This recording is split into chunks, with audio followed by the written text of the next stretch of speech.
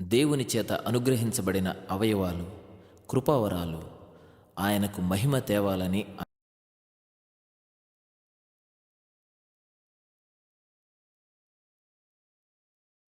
దేవునికి ఒకసారి అందరము స్తోత్రాలు చెప్పుకుంటున్నాం. హల్లెలూయా హల్లెలూయా. మహాదేవుని మహాకృపను బట్టి క్రీస్తు నందు ప్రియమైన సంఘమా, దేవాతి దేవుని యొక్క మహాకృపను బట్టి, ఆత్మదేవుని మహాశక్తిని బట్టి ఈ దిన సాయంకాల ఆరాధనలో పరిశుద్ధాత్మ దేవుడు మనకు అనుగ్రహించిన కొన్ని సత్యాలను ఈ క్రిస్మస్ పండుగ దినములలో మనము సంతోషము, ఎందుకు మనము సంతోషించాలి, ఎందుకు ఈ క్రిస్మస్ పండుగలో మనము సంతోష గానములు చేయాలి, సంతోషముతో ప్రతి ఒక్క వ్యక్తి నింపబడాలి అని ఒక ప్రశ్న. ప్రపంచానికి క్రిస్మస్ పండుగకు హ్యాపీ క్రిస్మస్ అనే వర్డ్తో ప్రపంచమంతా కూడాను ఆ క్రిస్మస్ పండుగ చేసుకుంటారు. అయితే వాళ్ళు పెట్టారు కాబట్టి మేము కూడా హ్యాపీ, అదర్స్ కూడా హ్యాపీ హ్యాపీ అని పెట్టుకుంటారు. అది ఎందుకో తెలియదు, కానీ ఈ క్రిస్మస్ కి మాత్రం ఆ హ్యాపీ అనే మాటకి ఒక గొప్ప ఆత్మీయ సత్యము దాగి ఉన్నది. తృణీకరింపబడినటువంటి మానవుడు, రోసివేయబడినటువంటి మానవుడు, నరక ప్రాప్తుడవుతున్నటువంటి మానవుడు, అదే రీతిగా దేవునితో సాంగత్యమును పోగొట్టుకున్న మానవుడు, దేవుని యందు ప్రతినిత్యము దేవునితో మహా ఆనందంతో నివసించే మానవుడు, ఆయన స్వారూప్యమును ఆయన పోలికలను కలిగినటువంటి మానవుడు, ఆయన సన్నిధిలో నుంచి త్రోసివేయబడి లోకాధికారి అయినటువంటి సాతాను యొక్క లోకంలోనికి పంపించబడ్డాడు. సాతానుడు మనము భూమి మీదకి రాకమునిపే ఏలుతూ ఉన్నాడు. ఆయనను దేవాతి దేవుడు తన సన్నిధిలో నుంచి త్రోసివేశాడు, తన సన్నిధిలో నుంచి త్రోసివేశాడు. యెహెజ్కేలు భక్తుడు తెలియజేస్తాడు, యెషయా భక్తుడు తెలియజేస్తాడు, ఇర్మియా భక్తుడు తెలియజేస్తాడు. How he had been thrown from the feet of Jesus. యేసు యొక్క సన్నిధిలోంచి ఆ యెహెజ్కేలు తెలియజేశాడు, ఆయన హృదయములో తలంచుకొనెను. హృదయ రహస్యములు ఎరిగినటువంటి దేవుడు ఆయన హృదయ తలంపులో ఉన్న ఆలోచనను ఎరిగి అక్కడి నుంచి ఒక తోపు దూసేసాడంటే దేవాది దేవుడు. యెహెజ్కేలులో చూస్తాం చక్కగా ఆ మాటలో సత్యాన్ని చదువుకున్నప్పుడు దేవుడు హృదయ రహస్యములు ఏ రీతిగా తెలుసుకుంటాడు అనేది మనం 28th చాప్టర్ లో ఆ సత్యము లిఖించబడి ఉన్నది. ఒక పర్యాయము మనము జ్ఞాపకం చేసుకుందాం. హల్లెలూయా హల్లెలూయా. 17వ వచనము 28వ అధ్యాయము. నీ సౌందర్యము చూచుకొని నీవు గర్వించిన వాడవై, నీ తేజస్సు చూచుకొని నీ జ్ఞానమును చెడిపేసుకుంటువి. కావున నేను నిన్ను నేలను పడదేశదను, రాజులు చూచుకుండగా నిన్ను హేళనకు అప్పగించెదను. దేవుని మహాకృపను బట్టి ఎలాంటి వాడంటే సాతానుడు, చూడండి, నీవు నియమింపబడిన దినము మొదలుకొని పాపము నీ యందు కనపడలే వరకు ప్రవర్తన విషయంలో నీవు యథార్థవంతుడుగా ఉంటివి. అయితే నీకు కలిగిన విస్తారమైన వర్తకము చేత లోపల నీవు అన్యాయము పెంచుకొని పాపము చేయించు వచ్చినవు గనక దేవుని పరమపీఠము నీవు ఉండకుండా నేను అపవిత్రపరిచి ఆశ్రమంగా ఉన్న కెరూబు కాలుచున్న రాళ్ల మధ్య నుండి ఇక్కడ సంచరించవు, నిన్ను నాశనము చేసితిని. దేవుని యొక్క మహోన్నతమైన మహాకృపను బట్టి, ఆత్మదేవుని మహాశక్తిని బట్టి దేవాతి దేవుడు తన యొక్క పరిస్థితిని ఈ రీతిగా చూసి త్రోసివేసబడినటువంటి ఆ అపవాది మనము భూమి మీదకు రాకముందే ఆయన ఏలుతున్నాడు. ఆ యెషయా భక్తుడు తెలియజేసిన మాటను కూడా ఒక పర్యాయం మనం జ్ఞాపకాన్ని తీసుకొద్దాం. ఆ ఆత్మదేవుని యొక్క ఎందుకు క్రీస్తు వారు భూలోకానికి రావాల్సి వచ్చిందని చూడండి.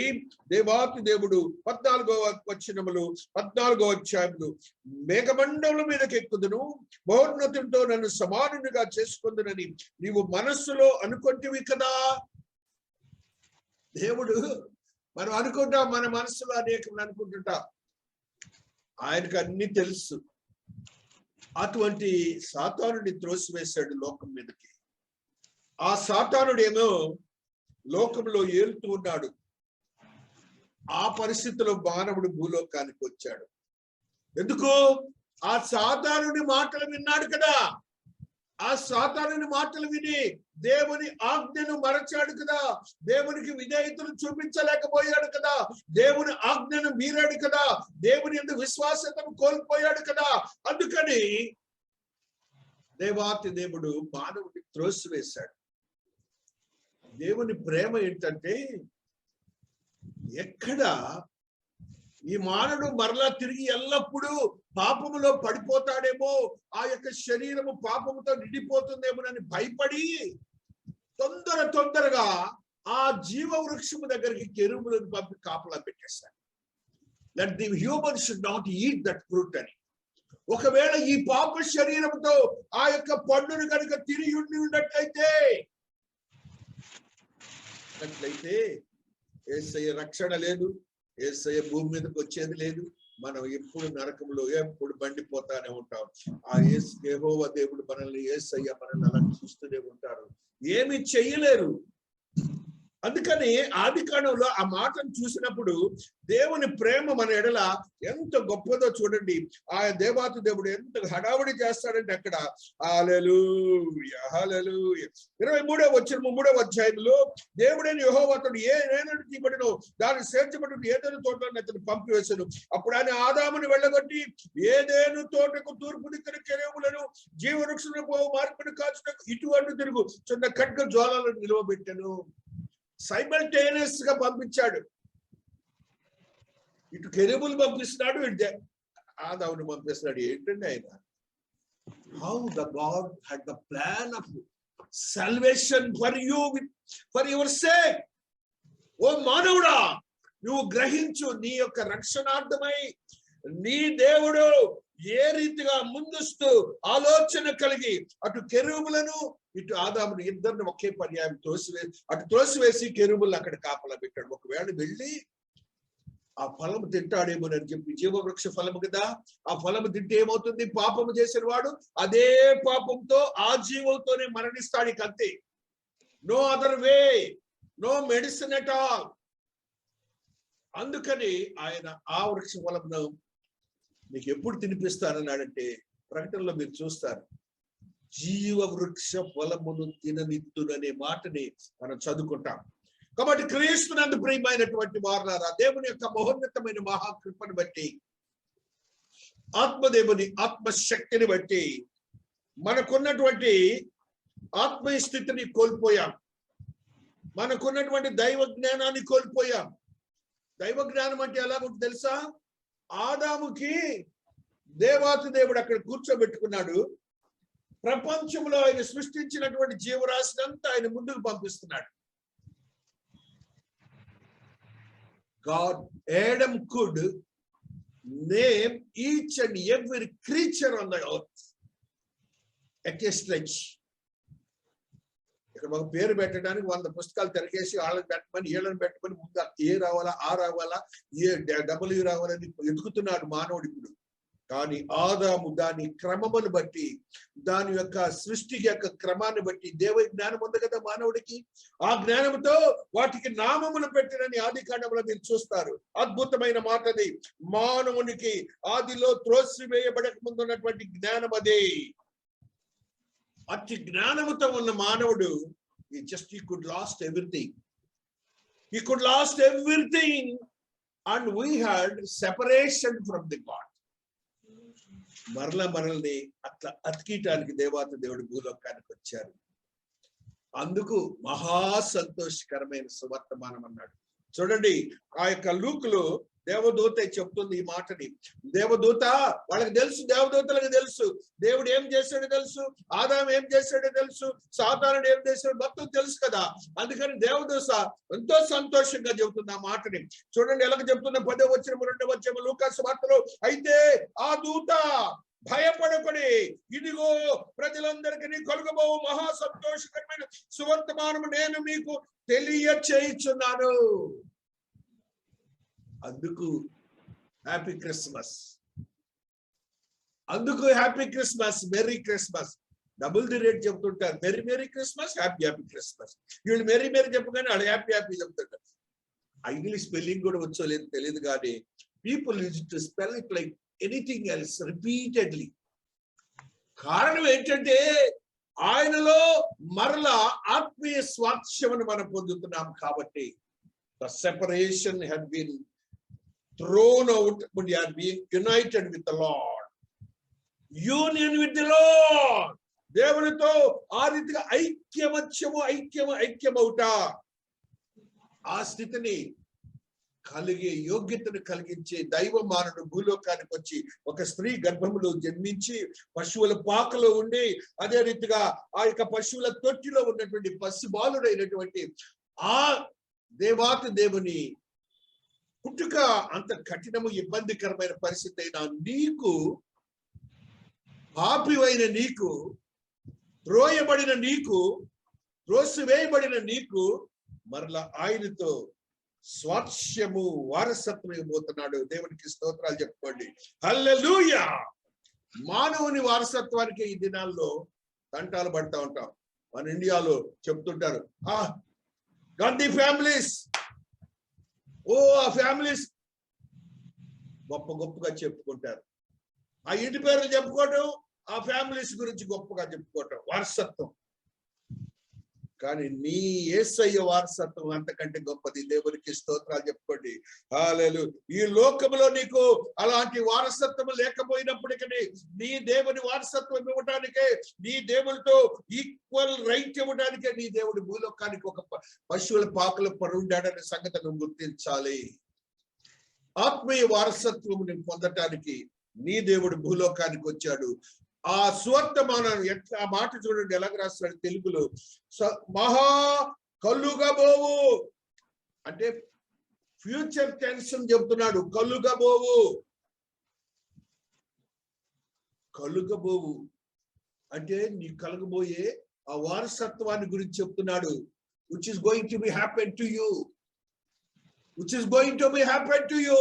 ఏదైతే నీకు లేదో దానిని నీకు కలుగబోవు అంటే it will be created by the God, it will be occurred by the God, it will be done by the Lord. దేవుని చేత అతి కలుగబోవు మహా సంతోషకరమైన సువర్తమానము. గ్రేట్ హ్యాపీ క్రిస్మస్ అని ఎవరైనా పెట్టారా? బైబిల్లో పెట్టింది బెటర్, మళ్ళీ దాని కట్లు. మహా సంతోషకరమైన సువర్తమానం అని, మహా సంతోషకరమైన క్రిస్మస్ అని మనం ఎప్పుడైనా బోర్డు పెట్టామా? లేదు. ఎందుకు పెడతాం? అందరూ ట్రెడిషనల్ క్రిస్టియన్స్ కదా, మనం వాళ్ళు అది పెట్టారు కాబట్టి మనం కూడా అదే పెడతాం. నో, మనం వాక్యానుసారం జీవించే వాళ్ళము, ఆ వాక్యాలను పెట్టాలి. మహా సంతోషకరమైన సువర్తమానాన్ని దేవాతి దేవుడు ఎవరి ద్వారా పంపాడండి? గాబ్రియేలు దూత ద్వారా నీకు పంపిస్తున్నాడు. కలగబోవు దాన్ని. ఎందుకు, ఎలా కలగబోతుంది, ఎలాగొస్తుంది? If you do wanted to get that one, దాన్ని సంపాదించుకోవాలంటే నువ్వేం చేయాలి? దుప్పట్లో పట్టుకొని బుసుకొచ్చుకొని ఇళ్లలో పట్టుకోవాలా? లేదు, వాక్యానుసారం జీవించాలి. ఆయన స్వారూప్యాన్ని పొందాలి, మరలా ఆయన పోలికలను పొందాలి, మరలా ఆయన మహిమలో మనము జీవించాలి. అదే మహా సంతోషకరమైన సువర్తమానం. ఆ యొక్క వారసత్వాన్ని నువ్వు పొందటానికి క్రిస్మస్ లో సంతోషిస్తున్నావన్న సంగతిని నువ్వు గ్రహించాలి. యూదులకి, అన్యులకి, మరలా ఇక్కడికి ఈ రెండు భాగాలు మనం అందరూ, ఆ ఇద్దరిని కూడా ఆయన కలిపాడు. యూదులు, అన్యులు కూడాను దేవుని సన్నిధిలో దేవుని సన్నిధిలో ఐకమత్యం చేయబడటానికి, దేవునితో ఐక్యం చేయబడటానికి, మేమే మా దేవుడే అని యూదులు లేదు. ఎంత గర్వం అంటే వాళ్ళకి అతిశయమంటే, యెహోవా దేవుడు మా దేవుడే, యెహోవాయే మా దేవుడు. అట్లా మనకి ఎప్పుడైనా యేసయ్య మా దేవుడు చూసే వాళ్ళకి ఎప్పుడైనా ఉన్నామా? లేదు. వారిలో ఉన్నటువంటి దైవత్వముతో కూడిన అతిశయము మనకి ఉండాలి. భయపడతాం యేసయ్య దేవుడు అని చెప్పడానికి. వాళ్ళు ఎవరు అనుకుంటారు, వీళ్ళు ఎవరు రాళ్ళు పెట్టి కొడతారేమోనని మనం భయపడతాం. వారికి ఉన్నటువంటిది అతిశయముని దేవుడు చూసి లేదు, I should have to make those two generations equally in the world అని ఆయన చేసినటువంటి మహాక్రియను మనము చూస్తూ వస్తున్నాం.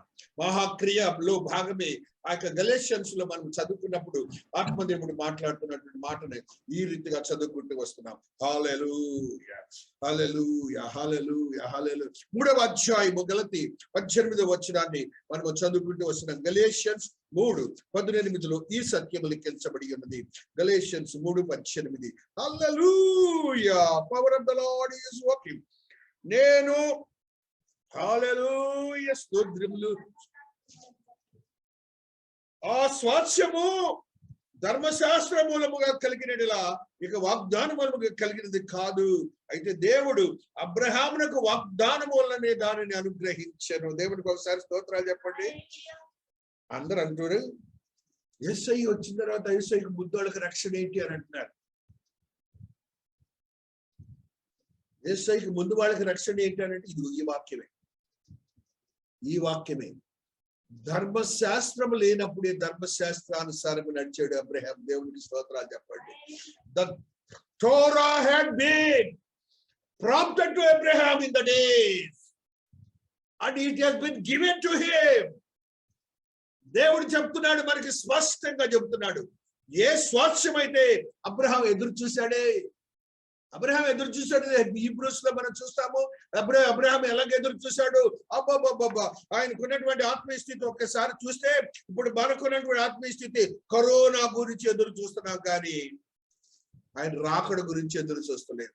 ఆయన రాకడ గురించి ఆ యొక్క దేవాతి దేవుడు అనుగ్రహించినటువంటి ఆయన మనకి ఇచ్చినటువంటి యోగ్యకరమైన స్థితిని అబ్రహాం ఏ రీతిగా ఎదురు చూశాడో ఒక్క పర్యాయము చూస్తూ వస్తున్నాం. హల్లెలూయా, స్తోత్రం, స్తోత్రం, స్తోత్రం, స్తోత్రం, స్తోత్రం. హల్లెలూయా, హల్లెలూయా. 13వ వచనము. వీరందరూ ఆ వాగ్దాన ఫలములను మునిగిపోయినను దూరం నుండి చూచి వందనము చేస్తాము. భూమి మీద పరదేశములు యాత్రికులై ఉన్నామని ఒప్పుకొని విశ్వాసము గలవారై వృద్ధులందరూ ఈలాగు చెప్పువారు తమ స్వదేశమును వదులుచున్నామని విషదపరచుచున్నారు కారా.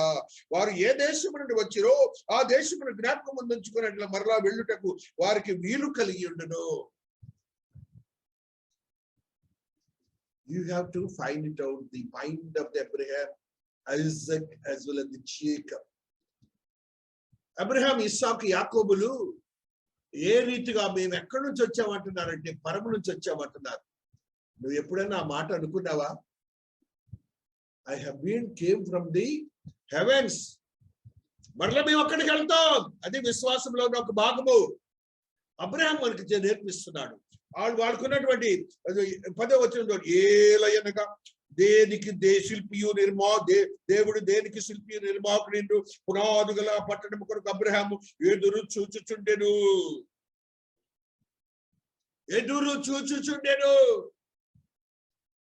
అప్పుడే దేవాతి దేవుడు అద్భుతమైనటువంటి శక్తివంతమైనటువంటి వాగ్దానం ఇచ్చాడు. ధర్మశాస్త్రము ద్వారా వారును అన్యులను కలిసి రేపు జీవించబోతున్నారని చెప్పడానికి అబ్రహామును అయితే దేవుడు అబ్రహామునకు వాగ్దానం దాన్ని అనుగ్రహించెను. దేవాతి దేవుని ఆ స్వాస్థ్యము ధర్మశాస్త్ర మూలము కలిగినలా ఇక వాగ్దాన మూలము కలిగినది కాదు. కాబట్టి క్రీస్తునందు ప్రియమైనటువంటి వారులారా, ఆ యొక్క స్వాస్థ్యములోనికి మనము కూడా ప్రవేశించడానికి నీ దేవుడు అనుగ్రహించినటువంటి మహాకృపను నువ్వు ఎందుకు వదులుకుంటున్నావని ఈ క్రిస్మస్ దినాల్లో ఆ మహా సంతోషకరమైన దినముగా నీవు జీవించలేకపోతున్నావు. ఆ రోజు అంత మహా సంతోషం వచ్చినప్పుడు ఏమవుతుంది జనానికి చెప్పండి? వాళ్ళకున్నటువంటి స్టేటస్ అంతా కూడా మర్చిపోతారు. మీరు చూడండి, యంగ్స్టర్స్ సంతోషంగా ఉన్నప్పుడు వాళ్ళకు ఉన్నటువంటి ఫాదర్స్ బట్టి కానీ వాళ్ళకున్న స్టేటస్ మర్చిపోయి రోడ్ల మీద ఎగురుతుంటారు. సంతోషం వచ్చినప్పుడు ఏం చేస్తాం? Will be forgetting everything. నీ దేవుని యందు నువ్వు సంతోషించినప్పుడు, ఆయన క్రియల చొప్పున నువ్వు సంతోషించు, దేవుడిని ఆశీర్వాదకరంగా మారుస్తాడు. నీ కుటుంబంలో ఉన్న ప్రతి చీకటిని వెలుగుమయం చేస్తాడు. దేవునికి స్తోత్రాలు చెప్పండి. హల్లెలూయా. ఎఫెసీ పత్రిక 1వ అధ్యాయము 10వ వచనంలో ఒక సత్యాన్ని చదువుకుందాం. ఎఫిషియన్స్ 1:10 ఆత్మదేవుడు మాట్లాడుతున్నటువంటి మాట. ఈ సంకల్పమును బట్టి ఆయన పరలోకములో ఉన్నవే కాని భూమి మీద ఉన్నవే కాని సమస్తమును క్రీస్తునందు ఏకముగా సమకూర్చవలనని తనలో తాను నిర్ణయించుకొనెను. మరియు క్రీస్తునందు ముందుగా నిరీక్షించిన మనము తన మహిమకు కీర్తి కలుగు చేయవలని దేవుడు తన చిత్త ప్రకారమైన సంకల్పం బట్టి మనలను ముందుగా నిర్ణయించి ఆయన యందు స్వాస్థ్యముగా ఏర్పరచుకొనెను. మనకు ఒక స్వాస్థ్యమును ఏర్పరచాడని క్రింద రాస్తున్నాడు. చూడండి, ఎప్పుడట? త్రోసివేయక ముందే వీడు తప్పు చేస్తాడు, త్రోసివేస్తాను, కెరూబులు అడ్డం పెడతాను అని ముందుగానే మన పుట్టుకలోనే ఆయన ఆత్మతో మన ఆత్మల్ని యేసుక్రీస్తునందు నిర్ణయించాడంట స్వాస్థ్యముగా. ఆ స్వాస్థ్యాన్ని ఇవ్వటానికి ఏ వాగ్దానం అయితే వాడు ఆయన నిర్ణయించుకున్నారో ఆ వాగ్దానాన్ని మనం పొందటానికి యేసుక్రీస్తు ప్రభులు వారు మానవుడిగా భూలోకానికి వచ్చి నీ పాప శరీరాన్ని మోస్తున్నాడు. నీ పాప శరీరాన్ని మోస్తున్నారు.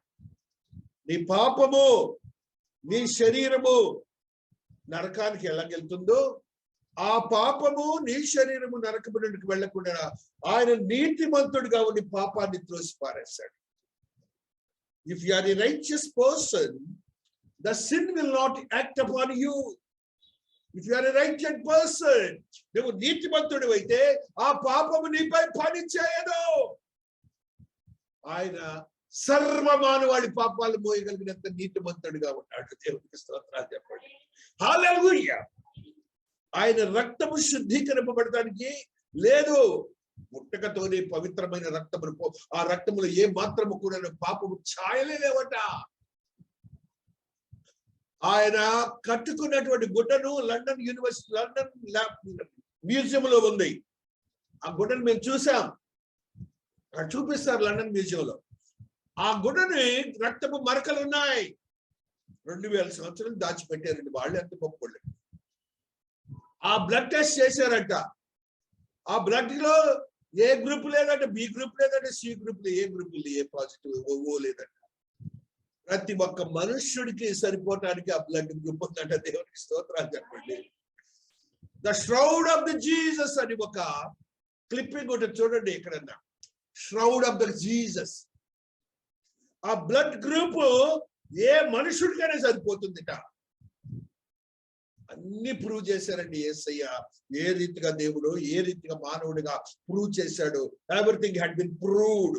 అయినప్పటికీ మనలో ఇంకా విశ్వాసం రావట్లేదు, ఆయన ఎందుకు భయభక్తులు రావట్లేదు, స్థిరత్వంతో కూడినటువంటి భక్తి తత్పరత ఉండట్లేదు. దేవుడు మాట్లాడుతున్నాడు మరలా మనతో. ఆయనకు ఆత్మీయతతో కూడినటువంటి ఆ స్థితిని దేవాతి దేవుడు తెలియచేస్తూ ఆయనలో మనం ఉండటానికి ఇచ్చినటువంటి యోగ్యకరమైన స్థితిని ఆత్మదేవుడు అనాది సంకల్పమును బట్టి స్వచ్ఛముగా ఏర్పరచుకొనెను. ఆయన చిత్తానుసారంగా చేసిన నిర్ణయం చొప్పున సమస్త కార్యములను జరిగించుతున్నాడు.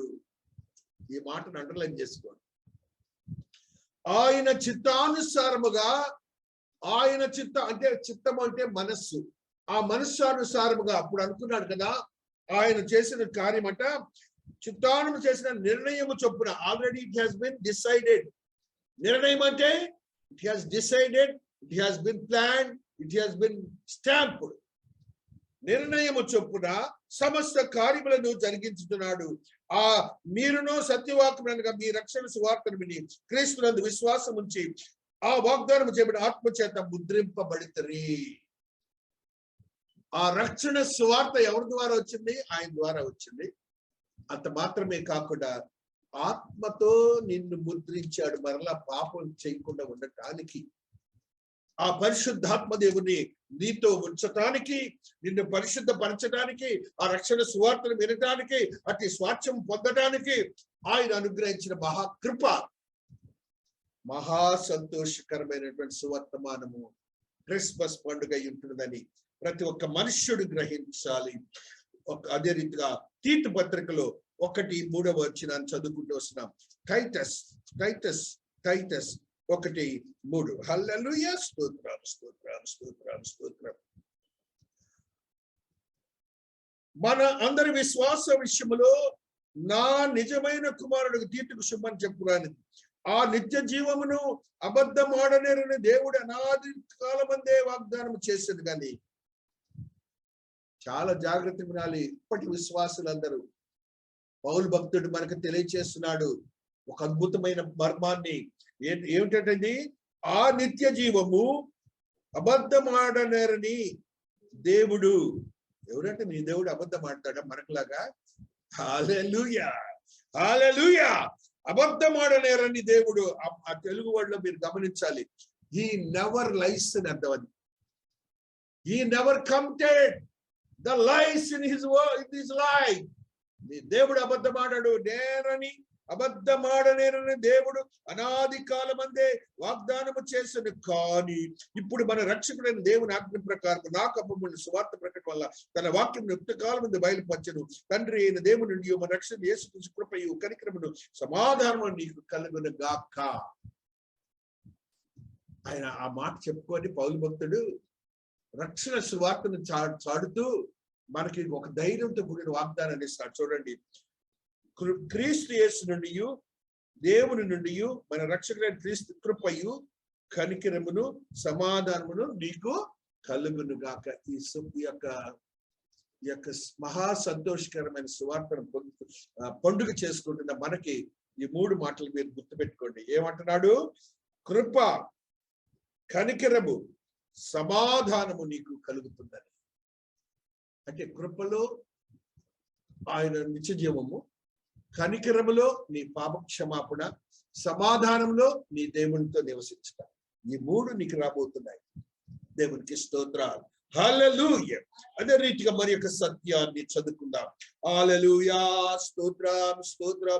రోమీయులకు రాసిన పత్రిక 8వ అధ్యాయము 17వ వచనాన్ని కూడా చదువుకుంటూ వస్తున్నాం. రోమన్స్ 8:17.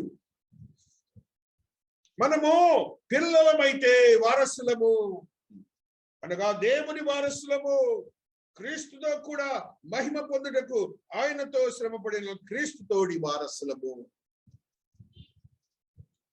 రెండు విషయాలు స్పెసిఫై చేస్తూ చెప్తున్నాడు పౌలు భక్తుడు. Two factors are going to be happen. ఒకటేమంటున్నాడంటే, మొట్టమొదటి మాట, మనము పిల్లలమైతే వారసులము, అనగా దేవుని వారసులము, క్రీస్తుతో కూడా మహిమ పొందుటకు ఆయనతో శ్రమపడిన క్రీస్తుతోడి వారసులము.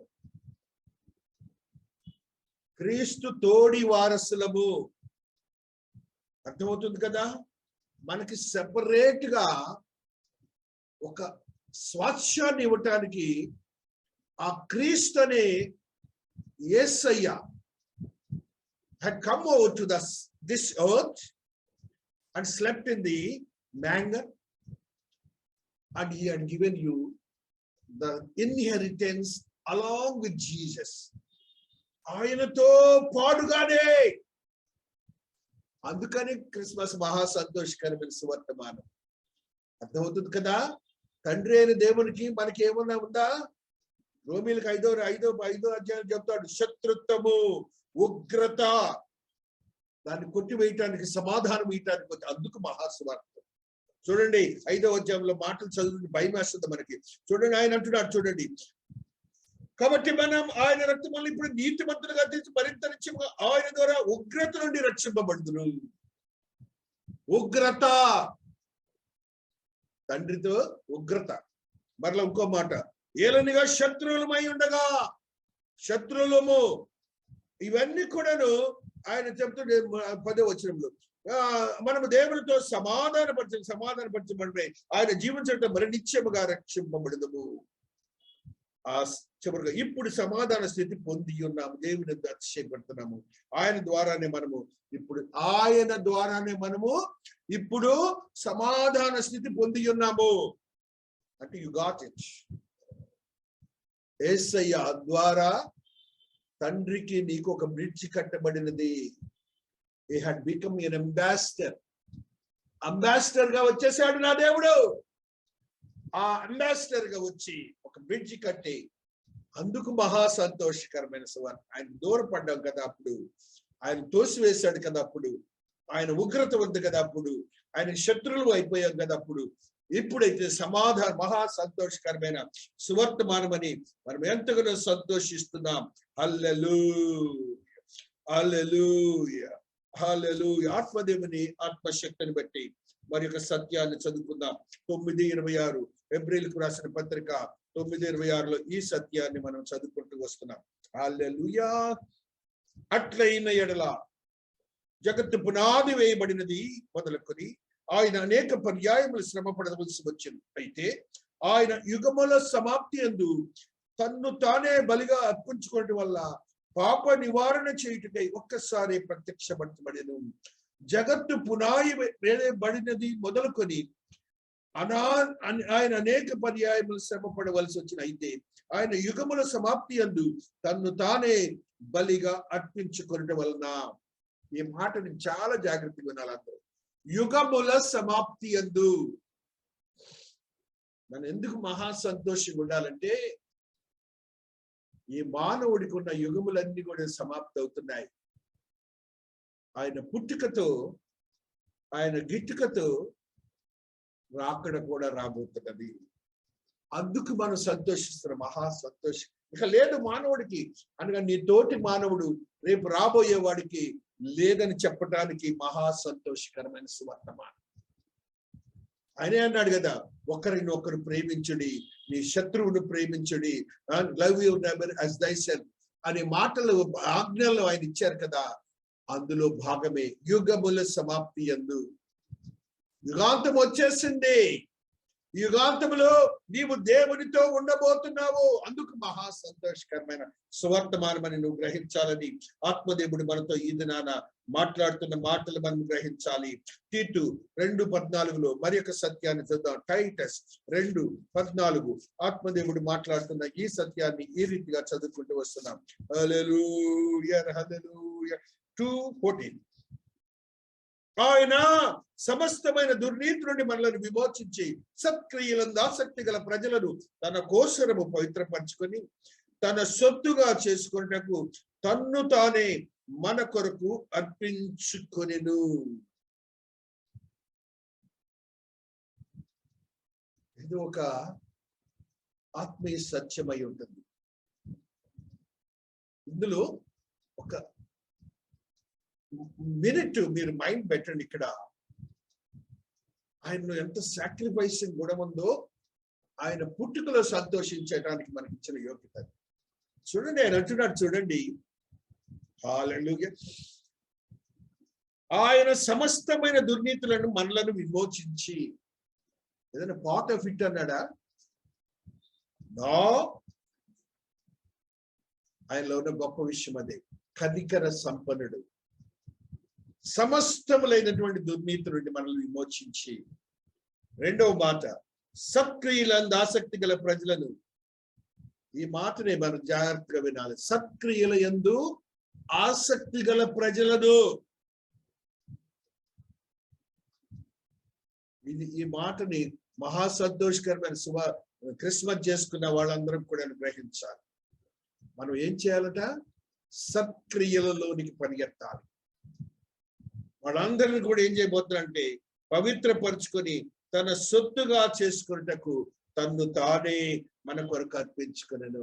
సత్క్రియ అనగానే యేసుక్రీస్తు ప్రభులు వారు లోకరక్షకులను అంగీకరించుట, రక్షణ పొందుట, అంత మాత్రమే కాకుండా ఆయన ఆజ్ఞానుసారం జీవించుట. నువ్వు ఎప్పుడైతే రక్షింపబడ్డావో నీకు జరగబోయే క్రియ ఏంటంటే, తన కోసము పవిత్రపరచుకొని, తన కోసరము పవిత్రపరచుకొని, అందుకు మహా సంతోషకరమైన సువర్తమానం. అందుకో క్రిస్మస్ సంతోషకరమైన సువర్తమానం. ఆయన స్వాస్థ్యమును పొందటానికి చూడండి, తన్ను తానే తన కోసరము పవిత్రపరచుకొని, we will become the part of the Jesus. ఆయన మనం ఈక్వల్ అయిపోతున్నాం. నా మనుషులండి వీళ్ళు. తండ్రి అయిన దేవుడు ఏదో చెప్తాట, నా మనుషులు అని చెప్తాడు. సిగ్గుపడకుండానట్లు అనే వర్డ్ వాడతాడు ఆయన. ఎంత గొప్ప మాట చూడండి. ఆయన తన్ను తానే మన కొరకు అర్పించుకోవటానికి ఆయన వచ్చాడు. అదే మనం సంతోషించవలసిన విషయమై ఉంటుందని పరిశుద్ధాత్మ దేవుడు మనకి ఇది నాన్న తెలియజేస్తున్నాడు. Glory of his inheritance with saints. Glory of inheritance with saints. Ephesians 1:18 ఈ సత్యాన్ని చదువుదాం. హల్లెలూయా హల్లెలూయా. 1:18 హల్లెలూయా హల్లెలూయా హల్లెలూయా హల్లెలూయా. ఓ హల్లెలూయా. మరియు మీ మనోనేత్రమును వెలిగింపబడినందున ఆయన మిమ్మల్ని పిలిచిన పిలుపు వల్లనైన నిరీక్షణతో పరిశుద్ధులలో, చాలా జాగ్రత్తమేనండి, పరిశుద్ధులలో ఆయన స్వాస్థ్యము యొక్క మహిమైశ్వర్యం ఎట్టిదో. ఆయన స్వాస్థ్యములో మహిమైశ్వర్యము, మహిమంటలేదు, ఆ ఆత్మీయ ఐశ్వర్యములోనికి ఆ పరిశుద్ధులందరూ వెళ్తారట. ఆ పరిశుద్ధులందరితో కూడా నువ్వు ఉండబోతున్నావండి. హల్లెలూయా. పరిశుద్ధులలో ఆయన యొక్క మహిమ, ఆయన క్రీస్తునందు వినియోగపరచిన బలాతిశయమును బట్టి, వినియోగపరచిన బలాతిశయము, వినియోగము, వినియోగం అంటే purchasing. A Telugu word had been written in the Bible like this. వినియోగపరచిన, అంత స్పష్టంగా చెప్తున్నాడు దేవుడు. ఆ యొక్క శిలువమాను మీద మరణించి, ఆ మరణించడానికి ఆయన బలాతిశయమేట. తండ్రి అయిన దేవుడు ఆయన సమానంగా ఉంటే ఆ బలాతిశయాన్ని కూడా వదిలేశాడు. నాది కాదు ఇదే, ఆయన నా తండ్రి మాట వినాలి నేనని ఆయనకున్నటువంటి కృపను, ప్రేమను చూపడానికి ఆయన ద్వారా వినియోగపరిచిన బలాతిశయమును బట్టి ఆయన నిన్ను ఏం చేయబోతున్నాడంటే అక్కడ చూడండి, విశ్వసించు మన యందు ఆయన చూపుచున్న తన శక్తి యొక్క అపరిమితమైన మహాత్మ్యతతో మీరు తెలుసుకొనవలని. అందుకు సువర్తమానం, అందుకు సువర్తమానం. అందులో ఏం చేశాడంటే ఆయన భూలోకంలోనికి రావటానికి, మానవుడిగా రావటానికి, ఆ శరీరధారి అవ్వటానికి, దేవునితో సమానమైన మనగా ఫిలిప్పీలో, హెబ్రీలో మనం ఎప్పుడు చదువుకునే మాటలే, ఆ దేవునితో సమానమైన ఉండటానికి ఆ బలాతిశయాన్ని వినియోగించుకునే శక్తిని అంతా పోగొట్టుకొని, ఈ శక్తి మానవుని యొక్క శక్తిని పొందటానికి పరిశుద్ధాత్మ దేవుడి గర్భంలోనికి వచ్చి అక్కడ కూడా బలాన్ని ఉపయోగించాలి. అక్కడ కూడా బలాన్ని ఉపయోగించాలి. అంత మాత్రమే కాకుండా శిలువమానుపై మరణించి నీతియుక్తమైన బిడ్డగా దేవునికి సమర్పించుకోవాలి. ఈ యొక్క 3 క్రియలు కూడా సాధారణమైనవి కాదు. దేవుడే దేవుడే అంటే సృష్టిలో లేనటువంటి పనులను ఆయన చేశారు.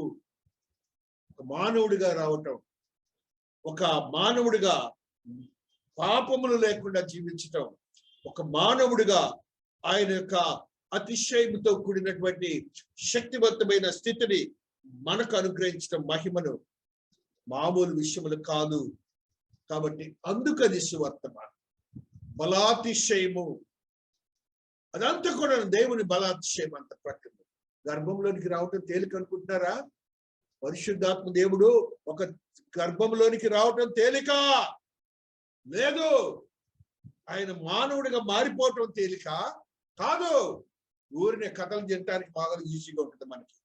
ఇట్ ఈస్ ఎంత పవర్ఫుల్ గాడ్ అంటే ఆయన చేయొచ్చు, ఆయన మానవుడిగా పుట్టొచ్చు, కానీ మానవుడికి ఏ రీతిగా జరగాలో ఆ రీతిగానే జరిగించుకున్నాడు. ఎనాటమీలో మేల్ అండ్ ఫీమేల్ ఏ రీతిగా జరగాలో ఆ రీతిగానే జరిగించాడు. ఆయన కష్టపడ్డాడు.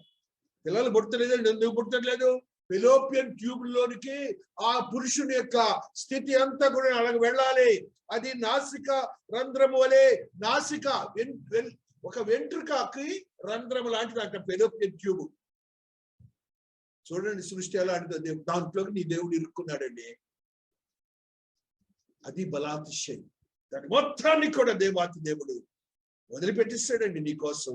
అందుకు సువార్త మన దేవుని స్తోత్రాలు చెప్పండి. హల్లెలూయా, హల్లెలూయా.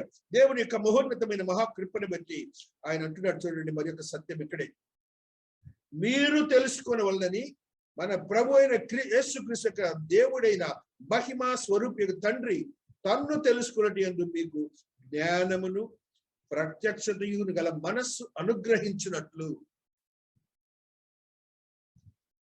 ఇంకా మళ్ళీ జ్ఞానమును ఆయన ప్రత్యక్షత మనకు ఉండాలట. అది తెలుసుకోవాలంటే ఇప్పుడు అదే జరుగుతుంది మీకు నాకు. పరిశుద్ధాత్ముడు అదే నీకు నాకు తెలియజేస్తున్నాడు. జ్ఞానమును ఆయన ప్రత్యక్షతను తెలియచేయబట్టే ఇందులో ఒక అంతరార్థాన్ని మనము ధ్యానించుకుంటూ దేవుని మహిమపరుచుకుంటున్నాం. అది నీ స్వాస్థ్యంలో ఒక భాగం. అతి జ్ఞానం పొంది దేవాతి దేవుని సన్నిధిలో మనం జీవించడానికి యోగ్యతను సంపాదించుకుందామని పరిశుద్ధాత్మ దేవుడు తెలియజేస్తున్నాడు. Hallelujah. Inheritance kingdom of God, Ephesians 5:5 ఈ సత్యాన్ని చదువుదాం. హల్లెలూయా, హల్లెలూయా. వ్యభిచారి అయినను అపవిత్రుడైనను విగ్రహారాధకుని లోబి అయినను క్రీస్తు యొక్క దేవుని యొక్క రాజ్యంలో హక్కుదారుడు కాడని సంగతి మీకు నిశ్చయముగా తెలియను.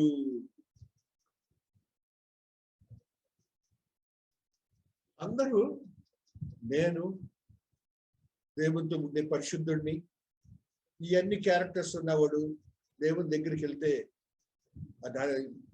దేవుడు రాజ్యంలోకి వస్తే ఆయన అబద్ధికుడేనే కదండి. అబద్ధికుడేనేగా. ఇవన్నీ ఎవరి క్రియలు? సాతానుడి క్రియలు కదా. దేవుడు స్పష్టంగా చెబుతున్నాడు, ఆ ఇన్హెరిటెన్స్ కింగ్డమ్, ఆయన రక్షణను కలిగి ఉంటే దేవాతి దేవుడు నీకు పోయే స్వాస్థ్యంలో పవిత్రుడు అయిన పరిశుద్ధుడు అయిన దేవునితో సమానుడుగా ఉండటానికి ఆయన ఇవ్వబోతున్నాడు. వీరందరూ కూడా ఎవరి బిడ్డలు ఈ యొక్క క్యారెక్టర్స్ ఉన్న వాళ్ళందరూ సాతానుకు సంబంధించిన వారు. వారికి లేదు, ఇన్హెరిటెన్స్ లేదని అంటున్నాడు దేవ. సెయింట్స్, పరిశుద్ధులతో. కొలస్సియన్స్ 1:12 ఈ మాటను చదువుకుందాం. కొలస్సీలకు రాసిన పత్రిక 1వ అధ్యాయము 12వ వచనము. ఓహో, స్తోత్రం స్తోత్రం స్తోత్రం. హల్లెలూయా, హల్లెలూయా. తేజోవాసులైన పరిశుద్ధుల స్వాస్థ్యములో పాలువారమగుటకు మనలను పాత్రులుగా చేసిన తండ్రికి మీరు కృతజ్ఞతాస్తుతులు చెల్లింపాలని దేవుని బతిమాలుచున్నాము. తేజోవాసులైన పరిశుద్ధుల స్వాస్థ్యములో పాలువారమగుటకు. ఎక్కడికి వెళ్ళబోతున్నాం మనము? తేజోవాసులైన పరిశుద్ధులతో వెళ్ళబోతున్నాం. అందుకు మహాసువర్తమానం. ఆ రీతిగా మనం దేవాతి దేవుని యొక్క ఆశీర్వదకరమైన స్థితిని మనం పొందబోతున్నాం. మహాదేవుని మహాకృపను మనం చూడబోతున్నామని పరిశుద్ధాత్మ దేవుడు మనకి తెలియజేస్తూ ఉన్నారు. ఆత్మదేవుని యొక్క ఆత్మశక్తిని బట్టి ఒక సత్యాన్ని చదువుదాం. యెషయా భక్తుడు 65:9 ఈ సత్యము లిఖించారు. 65:9. హల్లెలూయా, హల్లెలూయా, హల్లెలూయా. యాకోబు నుండి సంతానమును యూదా నుండి నా పర్వతం స్వాధీనపరుచుకుని వారిని పుట్టించదును. నేను ఏర్పరచుకుని వారు దాన్ని స్వతంత్రించుకొందరు. నా సేవకులు అక్కడ నివసించెదరు. స్వతంత్రించుకొందరు, స్వతంత్రించుకొందరు అంటే త్రోసివేయబడిన వాడు నెక్స్ట్ ఏం చేయబోతున్నాడు? స్వతంత్రించుకోడు. దాసుడు కాదు, బానిస కాదు. అందుకు మనము స్వతంత్రులుగా మార్చబడుతున్నాం. గలేషియన్స్ లోనే ఆ మాటలని రాస్తాడు, స్వతంత్రం గురించి రాస్తాడు. గలేషియన్స్ లోనే అద్భుతమైన సత్యాలని పరిశుద్ధాత్మ దేవుడు తెలియజేస్తుంటాడు. స్వతంత్రుడు, బాలుడు అనే మాటల్ని ఆయన తెలియజేస్తూ ఏ రీతిగా మనం స్వతంత్రము, ఏ రీతిగా కాదు కూడా చూడండి. 5వ వచనంలో ఈ స్వాతంత్రం అనుగ్రహించి క్రీస్తు మనల్ని స్వతంత్రులుగా చేసి ఉన్నాడు కాబట్టి మీరు స్థిరముగా నిలిచి మరలా దాస్యమును కాడి క్రింద చిక్కుపరపడి. చూడి మీరు సున్నతి పొందిన యెడల క్రీస్తు వల్ల మీకు ప్రయోజనం ఏమి కలుగుదని పౌలు నేను మీతో చెప్పుచున్నాను. స్వతంత్రులుగా మనం ఏర్పడబోతున్నాం. చూడండి 23వ వచనం కూడా 4లో, అయినను దాసు వల్ల పుట్టిన వాడి శరీర ప్రకారం పుట్టిను, స్వతంత్రాల వల్ల పుట్టిన వాగ్దానం వల్ల పుట్టెను. కాబట్టి మనము స్వతంత్రమును సంపాదించి ఇండిపెండెన్స్ ఇన్హెరిటెన్స్ ఆఫ్ జీసస్, స్వతంత్రులుగా నువ్వు మార్చబడుతున్నావు. ఆ స్థితి నువ్వు పొందబోతున్నామని దేవుడు మనకి తెలియజేస్తూ ఉన్నారు. ఆ రీతిగా మనము ఆ యోహాను 6:3లో ఒక సత్యాన్ని చదువుకున్నాం. యోహాను సువార్త 6:3లో ఒక సత్యమును మనం చదువుకుంటూ వస్తున్నాం. 6th chapter 3rd verse. యేసు కొండ ఎక్కి 38, హల్లెలూయా హల్లెలూయా స్తోత్రం, నా ఇష్టము నెరవేర్చుకుంటకు నేను రాలేదు, నన్ను పంపిన వాని చిత్తము నెరవేర్చుకుంటే పరలోకము నుండి దిగి వచ్చితని. ఎందుకు మహా సంతోషకరమైన సువార్తమానం అట? ఆయనకేం స్వతంత్రం లేదంట, తండ్రి దేవుడు పంపాడంట. ఇంకో మాట ఆయన అంటాడు చూడండి, మళ్ళా 7:29లో ఎంత గట్టి నేను ఆయన యొద్ద నుండి వచ్చితని, ఆయన నన్ను పంపాను కనుక నేను ఆయనను ఎరుగుదునని బిగ్గరగా చెప్పాను. మరలా నీకు ధైర్యాన్ని ఇస్తున్నాడు. 8వ అధ్యాయం 42వ వచనంలో ఈ సత్యం చదువుతున్నాం. యేసు వారితో ఇట్లనెను, దేవుడు మీ తండ్రి అయినట్లా మీరు నన్ను ప్రేమింతురు, నేను దేవుని ఎదురు బయలుదేరి వచ్చినాను, నా అంతటి నేనే వచ్చి ఉండలేదు, ఆయన నన్ను పంపెను. పిల్లలు ఏం చేస్తారు? తండ్రికి చెప్పుకొని తిరుగుతుంటారు. ఈయనేమో తండ్రి మాట వినే వచ్చాడంట. నాన్న నువ్వు వెళ్ళన్నట్ట వచ్చేసాడు, నాన్న నువ్వు చచ్చిపోవాలన్నట్ట చచ్చిపోయాడు, నాన్న నువ్వు పాపి అని మనిషిని వధు సంఘంగా మార్చాలన్నట్ట నేను రెడీ అన్నట్ట. అందుకు సంతోషం. మరొక మాట 9:42లో దేవాతి దేవుడు 10:38లో దేవాతి దేవుడు మాట్లాడు, చేసిన నన్ను నమ్మకును, తండ్రి నా యందును నేను తండ్రి యందు ఉన్నామని మీరు గ్రహించి తెలుసుకున్నట్టు ఈ క్రియను నమ్ముడని వారితో చెప్పాను. అది స్వాస్థ్యము ఇవ్వటానికి తండ్రి యందు ఉన్నాడు. ఇవన్నీ కూడా రేపు మనం అనుభవించుకోవాలి. Whatever he is just speaking, all these things will be inherited to you and to me even. 17:8లో కూడా ఈ సత్యము లిఖించబడినది. నీవు నాకు అనుగ్రహించినవని నీ వల్ల నేను కలిగినది వారు ఇప్పుడు ఎరిగి ఉన్నారు. What ever the Jesus could get it, మనం కూడా సంపాదించుకోలేకపోతున్నాం. దేవుడు ఈ పరిశుద్ధ వాక్యమును దీవించి ఆశీర్వదించును గాక. ఆమేన్.